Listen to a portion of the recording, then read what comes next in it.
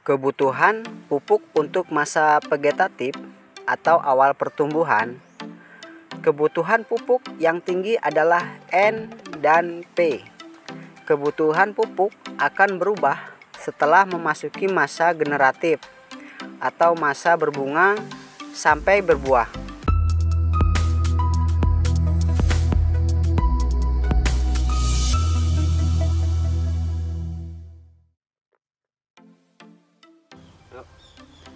Assalamualaikum warahmatullahi wabarakatuh.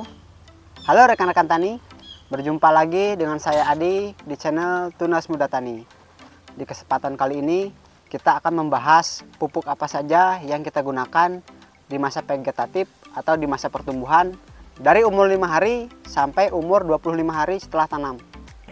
Rekan-rekan tani, di awal tanam sampai 4 hari setelah tanam, kita hanya melakukan penyiraman dengan alat kocor dan melakukan penyulaman jika ada beberapa bibit yang mati. Kemudian setelah umur 5 hari setelah tanam, baru kita melakukan pemupukan pada tanaman melon, tetapi hanya pupuk organik cair yang kita buat sendiri dengan dosis 500 ml per 20 liter air alat kocor. Kita belum melakukan pemupukan seperti NPK, hanya pupuk organik cair yang kita berikan. Jika rekan-rekan tani membeli pupuk organik cair di kios-kios pertanian, tentunya dosis akan berbeda menyesuaikan yang tertera di kemasan. Kebutuhan pupuk untuk masa vegetatif atau awal pertumbuhan. Kebutuhan pupuk yang tinggi adalah N dan P. Kebutuhan pupuk akan berubah setelah memasuki masa generatif atau masa berbunga sampai berbuah.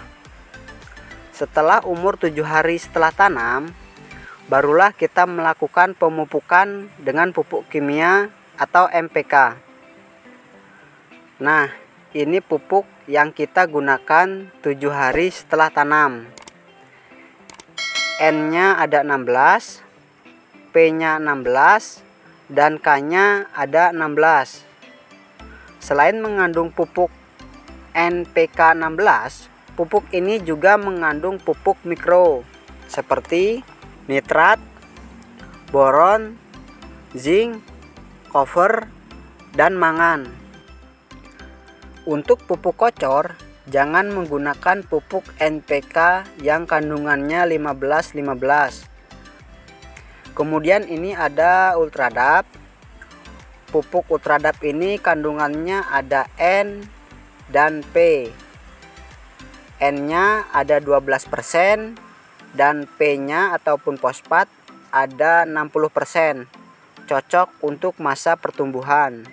Bisa juga rekan-rekan tani menggunakan pupuk selain ini.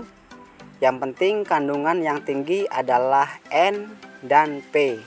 Untuk pencampurannya, kita menggunakan dosis pupuk NPK 1 kg, pupuk Ultradap sebanyak 5 sendok, dengan air sebanyak 10 liter. Setelah kita melakukan pencampuran, kita tidak langsung melakukan pemupukan. Biasanya kita campur sore, besok pagi baru kita lakukan pemupukan dengan cara dikocor. Tujuan kita diamkan 1 malam lagi agar tanaman mudah dalam menyerap pupuk yang kita berikan, tidak menimbulkan efek samping yang kita tidak harapkan dari pemupukan yang kita berikan.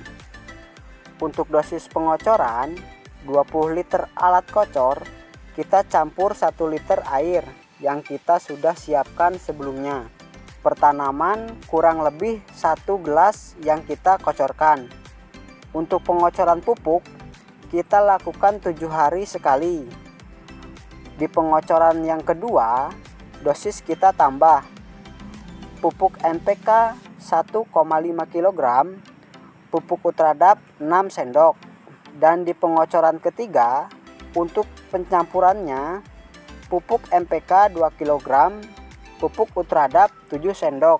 Dosis akan ditambah seiring bertambahnya umur tanaman. Jika rekan-rekan tani memiliki drum ukuran 200 liter, itu lebih mudah.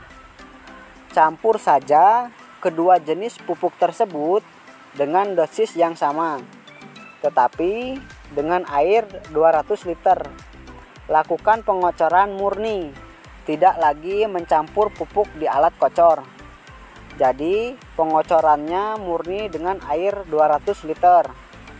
Rekan-rekan tani, apabila kondisi tanaman pertumbuhannya sudah dirasa cukup, maka pemupukannya kita hentikan. Begitu juga sebaliknya, apabila pertumbuhannya dirasa kurang, maka rekan-rekan tani boleh menambahkan pupuk lagi. Semuanya dilihat dari kondisi tanaman. Jika tanaman kita terlalu gemuk, maka tanaman akan mudah terserang hama dan penyakit. Yang baik, jika berlebihan akan menjadi buruk. Untuk pupuk mikro seperti kalsium, walaupun dibutuhkan dalam jumlah yang sedikit, tetapi pupuk ini harus ada. Untuk pemupukan seperti kalsium, biasanya kita lakukan dengan cara disemprot.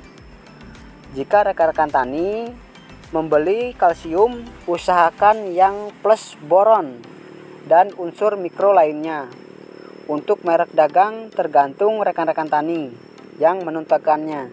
Apabila 7 hari setelah tanam, tunas air belum muncul, biasanya penyebabnya kekurangan pupuk N dan P. Bisa juga tanaman ternaungi, tidak tersinari matahari secara langsung.